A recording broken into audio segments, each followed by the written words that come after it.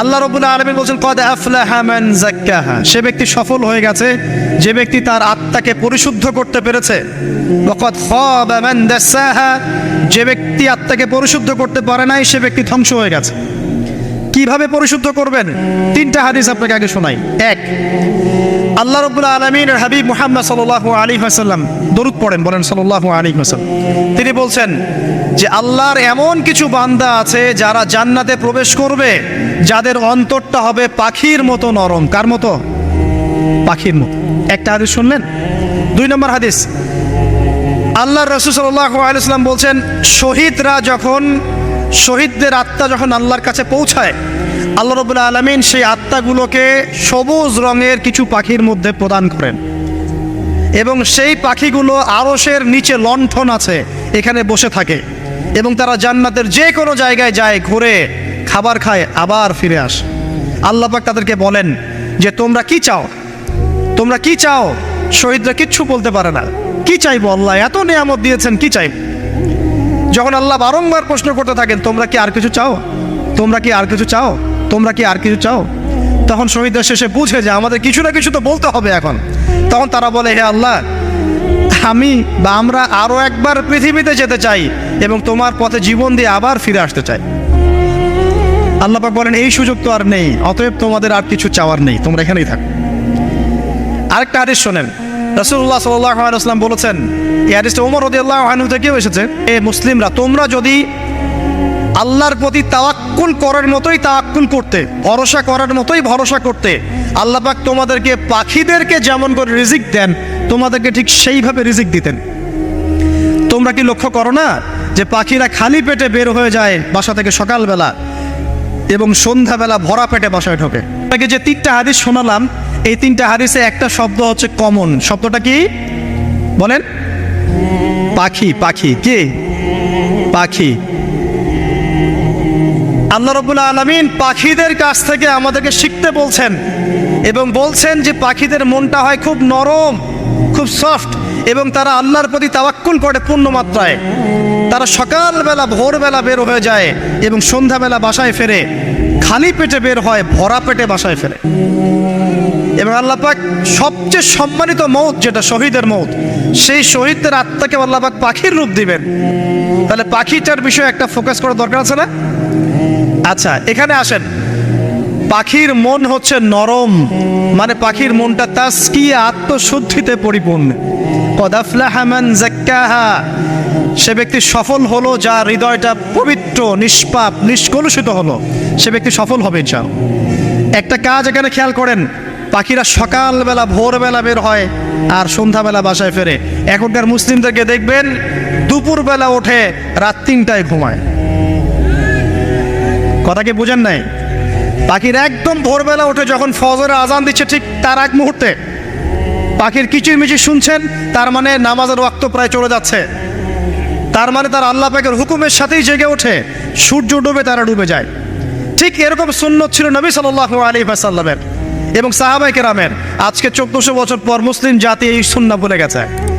আর আমাদের সুন্নত দেখবেন, যদি কোনো রকম উঠেও ফেলি ফজরে, আবার 12টা পর্যন্ত ঘুম, আরো বেশি। আর এই যুব সমাজ যারা আছো তোমরা কেউই 3টা-4টার আগে ঘুমায় বলে আমার মনে হয় না। অলওয়েজ অনলাইনে পড়ে আছে, টিকটক নিয়ে, ফেসবুক নিয়ে, গার্লফ্রেন্ডের সাথে চ্যাটিং। পাখির মতো হতে পারলে পরে মনটা তো নরম হবে, তারপরে না তাসকিয়া অর্জন হবে। পাখির রুটিনটা কি?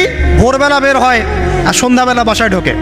অতএব আমরা যদি রাসূলুল্লাহ সাল্লাল্লাহু আলাইহি ওয়াসাল্লামের সুন্নাহ মতো ওই ভোরবেলা উঠতে পারি আর আর্লি নাইট ঘুমিয়ে যেতে পারি এবং সারাদিন যদি রাসূলের সুন্নাহগুলোর উপর আমল করতে পারি, তাসকিয়া অর্জন হবে ইনশাআল্লাহ।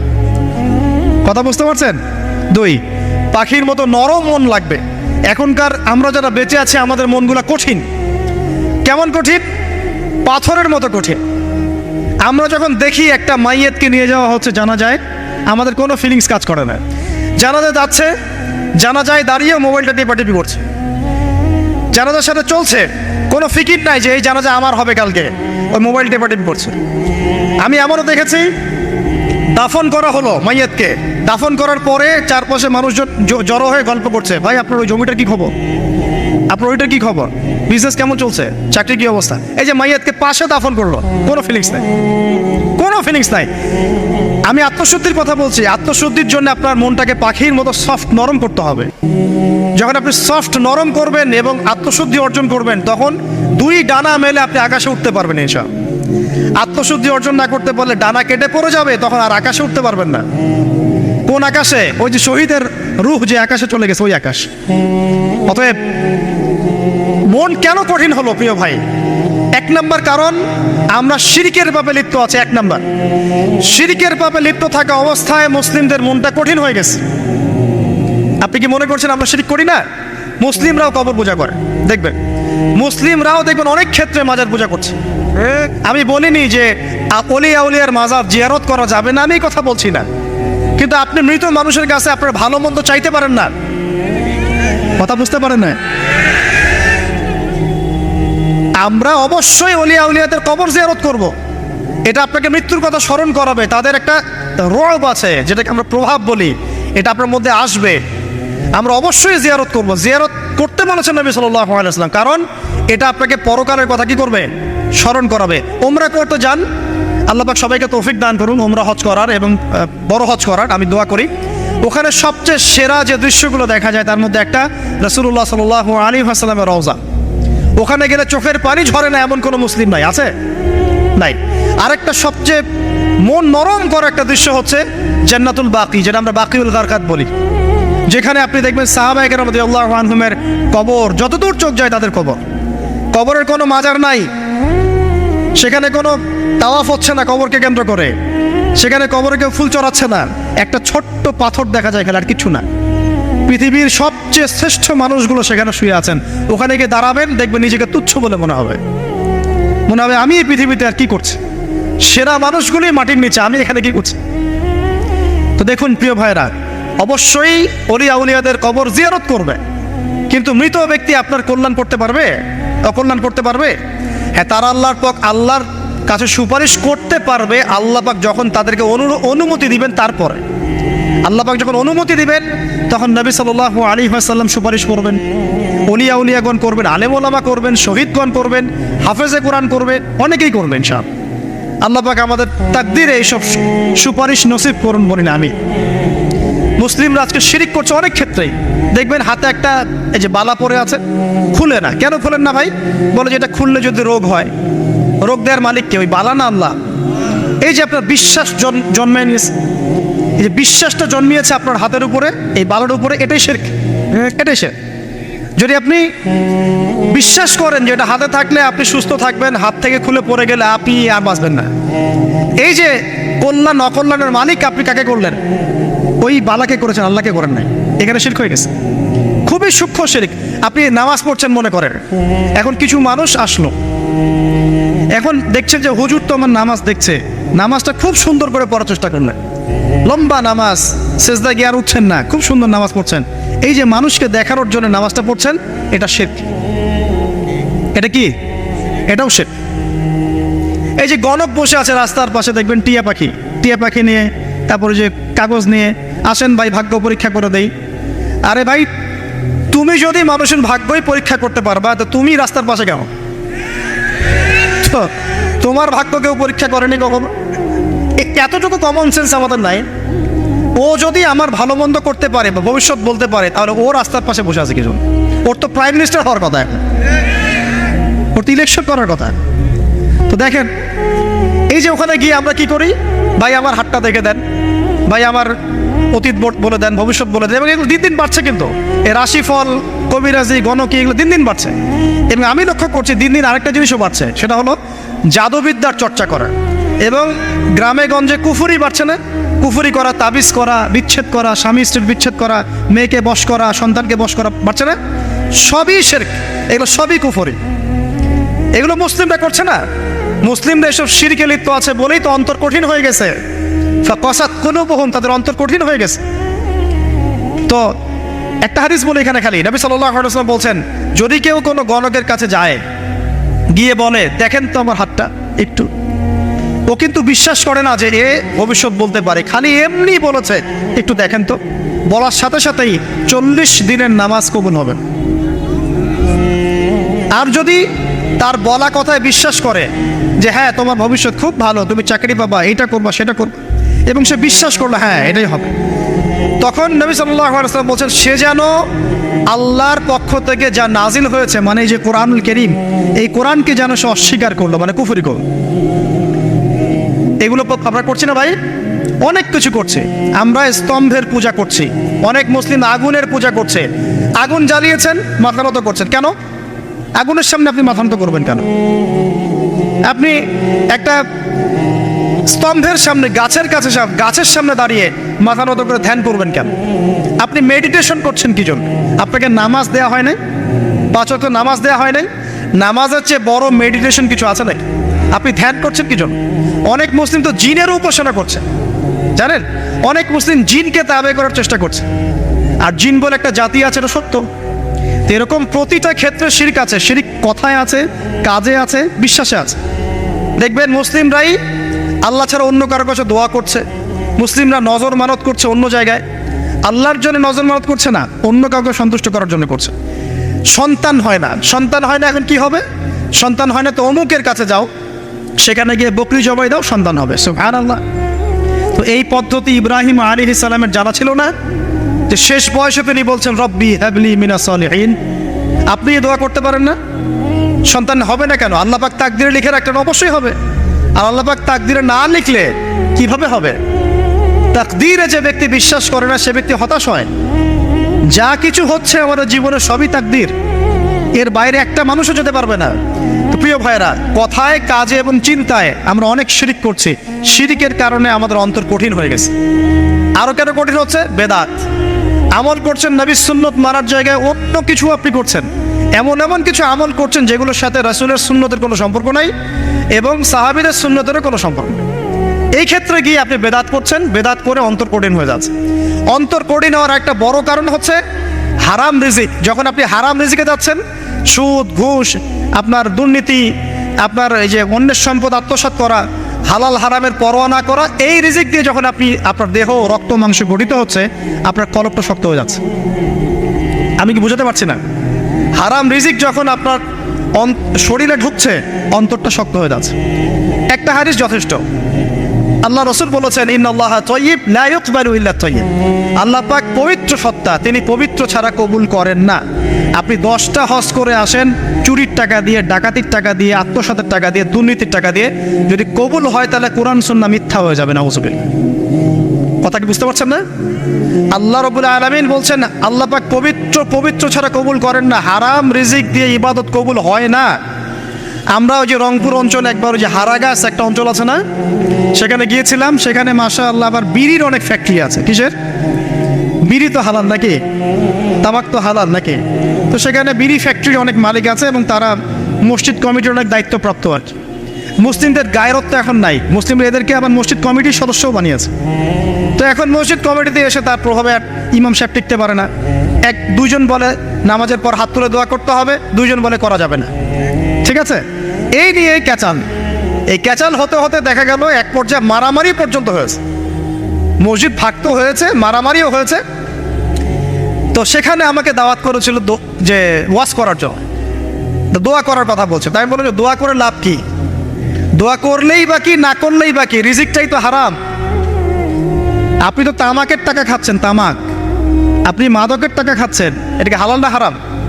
তো হারাম টাকা দিয়ে হাত তুলে দোয়া করলেই কি, না করলেই কি? দোয়া তো উঠছে না উপরে। আগে হারাম রিজিক ছাড়েন, তারপর দোয়া করুন। তো রিজিক হারাম হওয়ার কারণে আমাদের কি হচ্ছে? অন্তরটা কি হচ্ছে ভাই? কঠিন হচ্ছে। ওই পাখির মতো আর মুক্ত আকাশে উঠতে পারবেন না। তারপরে সামনে যান, আরো কেন কঠিন হয়? বস্তুবাদিতা, দুনিয়া। সারাদিন দুনিয়ার ফিকির, দুনিয়ার চিন্তা, খাবো কি, পরবো কি, ব্যাংক ব্যালেন্স, টাকা পয়সা, স্ট্যাটাস, সারাটা দিন দুনিয়ার দুনিয়া। ঘুম থেকে ওঠা থেকে নিয়ে শুরু করে ঘুমানো পর্যন্ত খালি দুনিয়া। যারা দুনিয়ার নেশায় মত্ত হয়ে আছে, এদের অন্তরটা কঠিন হয়ে যায়। এই অন্তরটা পাখির মতো হতে পারবে না। ঠিক আছে কথা? যারা দুনিয়ার নেশায় মত্ত হয়ে আছেন, এই অন্তরটা কঠিন হয়ে যাবে, পাখির মতো হতে পারবে না। তারপর কি? আরো সামনে যান। দিনই জ্ঞান চর্চা না করা অন্তর কঠিন হওয়ার কারণ। আর কি কারণ? পাপ করা, পাপ যত বেশি আপনি পাপ করবেন, যত বেশি পর্ন দেখবেন, যত বেশি মাদক খাবেন, যত বেশি জুয়া খেলবেন, যত বেশি অহেতুক সময় নষ্ট করবেন, যত বেশি আপনি অন্যের ক্ষতি করবেন, ঠিক আছে, নিরপরাধ মানুষের উপর নির্যাতন করবেন, যত বেশি আপনি পাপ করবেন, পাপ, এই পাপ করতে করতে করতে মানুষের অন্তর কঠিন হয়ে যায়। ইবনুল কাইয়্যিম রাহিমাহুল্লাহ বলেছেন যে পাপ করতে থাকলে মানুষের অন্তর কঠিন হয়ে যেতে থাকে, এবং ইস্তেগফার আর জিকির করলে গিয়ে মানুষের অন্তর আবার নরম হতে থাকে। পাপের উপর পাপ করতে থাকলে মানুষের অন্তর কঠিন হতে থাকে। এ বিষয়ে রাসূলুল্লাহ সাল্লাল্লাহু আলাইহি ওয়াসাল্লাম বলেছেন, যখন মানুষ একটা পাপ করে কলবের মধ্যে একটা কালো দাগ পড়ে যায়, যখন আরো একটা পাপ করে আরেকটা কালো দাগ পড়ে যায়, এইভাবে যখন পাপ করতেই থাকে তখন পুরো কলবটাই কালিমা পূর্ণ হয়ে যায়। এই অবস্থায় যদি সে তওবা করে আল্লাহ পাক মাফ করে দিবেন। যদি এই অবস্থায় তার মৃত্যু হয়ে যায়, তার আত্মাটা থেকে দুর্গন্ধ বের হতে থাকে, যে আত্মাটা কবজ করতে পর্যন্ত মালাকুল মউত মানে ঘৃণা পোষণ করেন। কথা কি বুঝতে পারছেন? যখন অন্তর পাপ করতে করতে কলুষিত হয়ে যাবে, ওয়াকাদ খাবা মান দাসাহা, যখন পাপ করতে করতে অন্তর কলুষিত হয়ে যাবে, তখন আপনার এই মালাকুল মউত পর্যন্ত ওই আত্মাটাকে বের করার সময় ঘৃণা করবে, দুর্গন্ধযুক্ত। আল্লাহ পাক আমাদেরকে পাপ থেকে বাঁচিয়ে রাখুন, আমিন। এরকম কিছু কাজ আছে, বস্তুবাদিতা, শিরক, বেদাত, হারাম রিজিক, সারাদিন দুনিয়ার ফিকির নিয়ে থাকা, ঠিক আছে, অন্যের ক্ষতি করা, পাপ কন্টিনিউয়াসলি করতে থাকা, এবং দিন ছেড়ে দেওয়া, দিনের এলেম ছেড়ে দেওয়া, আল্লাহ পাকের আনুগত্য ছেড়ে দেওয়া, এই কাজগুলো করতে থাকলে মানুষের অন্তর কি হয়? কঠিন হয়ে যায়। এখন সলিউশন কি বলেন? 5 মিনিটে আমি সলিউশন বলছি, কেমন করে আপনি এটাকে নরম করবেন আর পরিশুদ্ধতা অর্জন করবেন এবং ওই পাখির মতো মুক্ত আকাশে উড়বেন। কিভাবে বলবো? 1 নাম্বার, অবশ্যই শিরক ত্যাগ করতে হবে। কি করতে হবে? শিরক ত্যাগ করতে হবে, আল্লাহ পাকের তাওহীদের উপর থাকতে হবে। আল্লাহ পাক তৌফিক দান করুন। লং কিছু বলার সময় নেই আমার হাতে, একটা বই বলছি, কিতাবুত তাওহীদ। কি নাম? কিতাবুত তাওহীদ। এই বইটা অনেক ভার্সন বাজারে বের হয়েছে, কিনে দেখবেন শিরক কত প্রকার, কি তাওহীদ কাকে বলে, কত প্রকার, কি যেটা বুঝবেন না মাদ্রাসায় চলে যাবেন, আলেম ওলামার কাছে গিয়ে জিজ্ঞাসা করবেন, হুজুর এটা বুঝি নাই। ঠিক আছে? 1 নাম্বার, শিরক ত্যাগ করতে হবে। 2 নাম্বার, আপনাকে তাওহীদে থাকতে হবে, এটা এক, অন্তর নরম করার কথা বলছি। 2 নাম্বার, সুন্নতের উপর আমল করতে হবে। ওই যে পাখির কথা বললাম, যে সকালবেলা বের হয় আর সন্ধ্যাবেলা কি করে? বাসায় ফেরে। খালি পেটে বের হয়, ভরা পেটে বাসায় ফেরে। তার মানে আমাদেরকেও সকাল সন্ধ্যাটা কাটাতে হবে নবী সাল্লাল্লাহু আলাইহি ওয়াসাল্লামের সুন্নত অনুযায়ী। যখন তিনি ঘুমাতেন তখন ঘুমাবেন, যখন উঠতেন তখন উঠবেন, বাকি কাজ যেমন করে করতেন তেমন করে করবেন, তখন অন্তর ইনশাআল্লাহ নরম হয়ে যাবে। ঠিক আছে ভাই? 2। 3 নাম্বার, 5 ওয়াক্ত নামাজ জামাতে। নামাজ আপনাকে যে কোনো পাপ থেকে বাঁচাবে ইনশাআল্লাহ। ভাই জেনা করছেন, নামাজ পড়েন। পর্নোগ্রাফি দেখেছেন, তাও তওবা করে নামাজ পড়েন। আপনি হারাম অ্যাফেয়ার্সে আছেন, হতাশ হয়েন না, নামাজ পড়েন। গোনা ছাড়তে পারছেন না, নামাজ পড়েন। সুদ খাচ্ছেন, নামাজ পড়েন। বেপরদা চলছেন, তাও নামাজ পড়েন। আপনি অন্যের হক নষ্ট করেছেন, তাও নামাজ পড়েন। যে পাপই করেছেন, নামাজটা পড়েন। নামাজ আপনাকে সমস্ত পাপ থেকে বাঁচিয়ে রাখবে ইনশাআল্লাহ। ইনশাআল্লাহ আস্তে আস্তে ইনশাআল্লাহ দেখবেন সব পাপ থেকে আপনি দূরে চলে আসছেন ইনশাআল্লাহ তাআলা। 3 নাম্বার নামাজ। 4 নাম্বার, বেশি থেকে বেশি, ভাই শোনেন, বেশি থেকে বেশি পরকালের ফিকির করবেন।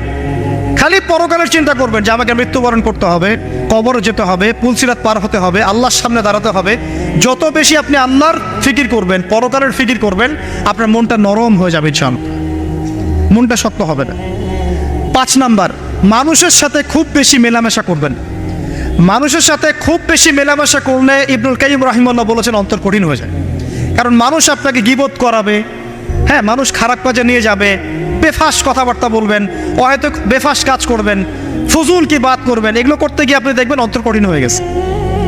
এত বেশি মানুষের সাথে মেলামেশার দরকার নাই, প্রয়োজন যতটুকু অতটুকু করবেন। ঠিক আছে? আল্লাহ পাক তৌফিক দান করুন, আমিন। কয়টা বললাম? 5। 6, আমার সবচেয়ে প্রিয় নসিহত, প্রত্যেক দিন মিনিমাম 1 ঘন্টা করে কোরআন তেলাওয়াত করবেন বুঝে।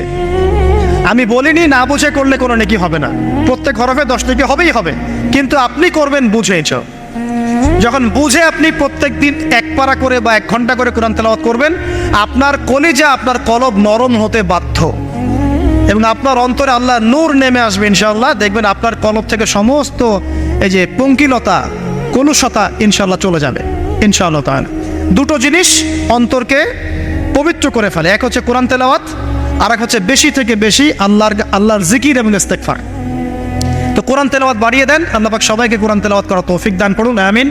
যারা শেখেন নাই আজকে ওয়াদা করেন যে কোরআন আপনারা বিশুদ্ধ করে পড়া শিখবেন, ওয়াদা করেন। আগামী রমজান আসার আগেই এক খতম দেওয়া চাই, পারবেন? এবং কোরআনের চর্চা বাড়িয়ে দিবেন, প্রত্যেক দিন কিছু করেন না করেন কোরআন তেলাওয়াত করতে হবে, ঠিক আছে? আল্লাহ পাক তৌফিক এনায়েত করুন, আমিন। আর বুঝে পড়ার চেষ্টা করবেন। একটা সহজ তাফসীর বলে দেই, মারিফুল কোরআন বাসায় আছে না? মারিফুল কোরআন তাফসীর ইবনে কাসির বাসায় নাই, জালালাইন বাসায় নাই, বাসায় নাই কিনেন। সারাদিন তো অনেক টাকা পয়সা খরচ করছেন, 3টা তাফসীর কিনেন, জালালাইন কিনেন, মারিফুল কোরআন কিনেন, ইবনে কাসির কিনেন, বাসায় গিয়ে পড়া শুরু করেন। পারবেন না? যে আয়াতটা বুঝবেন না, ওলামায়ে কেরামের কাছে যাবেন, গিয়ে বলবেন হুজুর এটা বুঝে নাই, বুঝাই দেন। নিজে নিজে ব্যাখ্যা করতে যাবেন। ব্যাখ্যা করলে দেখবেন একজন পণ্ডিত বেরোছে, কিছু পণ্ডিত কোরআন পড়ে বলে কোরআনই মানি, হাদিস মানি না। এরকম পণ্ডিত দেখেন নাই? কোরআনই মানি, হাদিস আর মানি না। কারণ আল্লাহ নাকি, নাউজুবিল্লাহ, কোরআনে নাকি আল্লাহ পাক হাদিস মানতে বলে নাই, ও নাকি পায় নাই। এই জন্য দেখলাম সুবহানাল্লাহ, নামাজ পড়তেছে, কোরআন থেকে নামাজ পড়তেছে, হাদিসের কোনো হেদায়েত নিবে না। মানে কিরকম যে হাত আবার ঠিকই বাঁধতেছে, হাত বাঁধতেছে, রুকু করতেছে, সেজদা করতেছে, এগুলো আবার কোথায় পাইলো আল্লাহ ভালো জানেন। হাত এভাবে বাঁধতেছে, এভাবে হাতটা বাঁধা কোরআনে কোথায় আছে আমি পাইলাম না কোথাও, ঠিক আছে? তা হাদিস ছাড়া কি এগুলো আসবে? হাত বাঁধবো, সেজদায় গিয়ে সুবহান রাব্বিয়াল আলা বলছে না, বলছে আসলামতু লিরাব্বিল আলামিন। এটা কোরআন থেকে বলছে। অথচ নবী সাল্লাল্লাহু আলাইহি ওয়াসাল্লাম হাদিস থেকে বলছেন সুবহান রাব্বিয়াল আলা, সুবহান কুদ্দুসুন রব্বুল মালাইকাতি ওয়ার রূহ, সুবহানাকা আল্লাহুম্মা রাব্বানা ওয়া বিহামদিকা আল্লাহুম্মা ইগফির। এগুলো নাই, ও বলছে আসলামতু লিরাব্বিল আলামিন। মানে কোরআন মানি, হাদিস মানি না। এত বেশি পণ্ডিত হওয়ার দরকার নাই, এরা হচ্ছে ইচড়া পাকা টাইপের পণ্ডিত। ওমর রাদিয়াল্লাহু আনহুর যুগে বেঁচে থাকলে এদেরকে পিটাই সোজা করে ফেলাইতে হবে। ফাইজলামি শুরু করছে, কোরআন মানি, হাদিস মানি না। আল্লাহ পাক কোরআনে বলছেন ওয়ামা আতাকুমুর রাসূলু ফাখুযু, রাসূল যা দিয়েছেন তা গ্রহণ করো। ওয়ামা নাহাকুম আনহু ফান্তাহু, রাসূল যা নিষেধ করছেন দূরে থাকো। রাসূল যা দেন সেটা হাদিস না, রাসূল যা দেন সেটা সুন্নাহ না। সুন্নাহ তো সে মানেই না, আলটিমেটলি সে কোরআনই মানে না। তো আসল কথা হচ্ছে এইসব ফিতনা থেকে বেঁচে থাকবেন, কোরআন তেলাওয়াত বাড়িয়ে দেন। কয়টা বলছি? 5টা 6টা। 7 নাম্বার, বেশি থেকে বেশি ইস্তেগফার সারাদিন পড়বেন। আস্তাগফিরুল্লাহ ওয়া আতুবু ইলাইহি, আস্তাগফিরুল্লাহ ওয়া আতুবু ইলাইহি, আস্তাগফিরুল্লাহাল্লাযী লা ইলাহা ইল্লা হুয়াল হাইয়ুল কাইয়্যুম ওয়া আতুবু ইলাইহি। প্রত্যেকদিন পড়তে হবে 100 বার করে। কতবার করে? 100 বার। 8 নাম্বার, বেশি বেশি আল্লাহর জিকির, চলতে ফিরতে জিকির, সুবহানাল্লাহ, আলহামদুলিল্লাহ, লা ইলাহা ইল্লাল্লাহ, আল্লাহু আকবার, লা হাওলা ওয়ালা কুওয়াতা ইল্লা বিল্লাহ। বলবেন হাসবুনাল্লাহু ওয়া নি'মাল ওয়াকিল, ঠিক আছে? সুবহানাকা আল্লাহুম্মা রাব্বানা ওয়া বিহামদিকা আল্লাহুম্মা ইগফিরলি, সুবহানাল্লাহি ওয়া বিহামদিহি আদাদা খালকিহি ওয়া রিদা নাফসিহি ওয়া জিনাতা আরশিহি ওয়া মিদাদা কালিমাতিহি। যত জিকির আছে সব করবেন, জিকির বাড়াবেন। যত জিকির বাড়াবেন অন্তর পরিশুদ্ধ হবে ইনশাআল্লাহু আযজা ওয়া জাল। কয়টা বলছে? 8। আর 2টা বলি। 9, অন্যের হক নষ্ট করবেন। অন্যের হক নষ্ট করলেই মন কঠিন হয়ে যাবে। অন্যের হক নষ্ট করবেন না, বরং মানবতার কল্যাণে কাজ করেন। যে কাজগুলো মানব সেবামূলক সেগুলো করেন। রক্তদান কর্মসূচি করেন, গাছ লাগান, এতিমের মাথায় হাত বোলান, বিধবার খোঁজ খবর নেন, ঠিক আছে? মেয়েদের সেলাই মেশিন কিনে দেন, মানুষের উপকারে কাজ করেন। দেখবেন আপনার মনটা নরম হয়ে যাবে। যার মন নরম এবং যার মনের মধ্যে সততা আছে, আল্লাহ পাক ইনশাআল্লাহ সেখানে অবশ্যই হেদায়েত ঢালবে ইনশাআল্লাহ তাআলা। আর 10 নম্বর সবচেয়ে শেষ হচ্ছে যে কবর জিয়ারত করবেন বেশি বেশি করে, এবং নিজের মৌতের কথা স্মরণ করে আল্লাহর কাছে বেশি বেশি দোয়া করবেন। কি দোয়া করবেন? ইয়া মুকাল্লিবাল কুলুব সাব্বিত কলবি আলা দীনিক, ইয়া মুসাররিফাল কুলুব সাররিফ কুলুবানা আলা তাআতিক। এই দোয়াগুলো করবেন ইনশাআল্লাহ। এবং কবর জিয়ারত করবেন সপ্তাহে সপ্তাহে, পারলে 2 দিন 3 দিন পর পর কবরস্থানে যাবেন। ইনশাআল্লাহ দেখবেন আপনার মন নরম হবে ইনশাআল্লাহ আযজা ওয়া জাল। এখনকার এই সভ্যতা এসে কবরস্থানকে সমাজ থেকে দূরে সরিয়ে দিয়েছে। অথচ আগে মুসলিমদের কবরস্থান ছিল মসজিদের পাশে, 5 ওয়াক্ত নামাজ পড়তো, কবর জিয়ারত করে বাসায় যেত। 5 ওয়াক্ত নামাজ পড়তে আসতো, কবরকে দেখতো, পরকালের কথা স্মরণ হতো। এখন কবরস্থান ওই যে দূরে, সারা জীবনে একবার যায় কিনা সন্দেহ আছে। এই 10টা কাজ যদি আপনারা করতে পারেন ইনশাআল্লাহ তাআলা, আমাদের কলবটা ইনশাআল্লাহ নরম হবে, আত্মশুদ্ধি অর্জিত হবে। আর এগুলোর পাশাপাশি অবশ্যই আল্লাহওয়ালা, আত্মশুদ্ধিওয়ালা মানুষের সোহবতে গিয়ে থাকবেন। আল্লাহওয়ালা, আত্মশুদ্ধিওয়ালা মানুষের সোহবতে গিয়ে থাকলে তাদেরকে দেখেই দেখবেন মনটা নরম হয়ে যাবে ইনশাআল্লাহ। ইলমি পরিবেশে থাকেন, দিনী পরিবেশে থাকেন, আমর বিল মারুফ নাহি আনিল মুনকারের কাজ করেন। 3 দিন 7 দিন 40 দিন যতদিন পারেন আল্লাহর পথে সময় লাগান, সময় লাগান। আমি এটাকে আপনার আত্মশুদ্ধির জন্য বলছি, এটাই একমাত্র পথ পদ্ধতি আত্মশুদ্ধির, এটা বলছি না। এখানে গেলে আপনি ইনশাআল্লাহ আপনার ইসলাহ এবং সংশোধনের জন্য কাজ করতে পারবেন। আল্লাহ রাব্বুল আলামিন আমাদের সবার কলবগুলোকে পরিচ্ছন্ন করুন। আল্লাহ পাক আমাদের সবাইকে শিরকের পাপ থেকে বাঁচিয়ে রাখুন, হৃদয় কঠিন হওয়া থেকে বাঁচিয়ে রাখুন। আল্লাহ পাক আমাদেরকে বেশি থেকে বেশি কোরআন তেলাওয়াত করার তৌফিক দান করুন, দ্বীনি জ্ঞান চর্চা করার তৌফিক দান করুন। আল্লাহ পাক আমাদের সবাইকে হারাম রিজিক, জেনা, সুদ, ঘুষ থেকে বাঁচিয়ে রাখুন। আল্লাহ পাক আমাদেরকে পরকালীন চেতনায় এই দুনিয়ার জীবন কাটানোর তৌফিক এনায়েত করুন, আমিন। আমরা আজকে এই যে পাখিদের মতো অন্তর নিয়ে কথা বললাম, আমরা যদি এই আমলগুলোর মধ্য দিয়ে অন্তরটাকে পবিত্র করতে পারি, ইনশাআল্লাহ ওই শহীদদের যে নরম পাখির অন্তর, সেটা আমরা লাভ করতে পারবো ইনশাআল্লাহ। এবং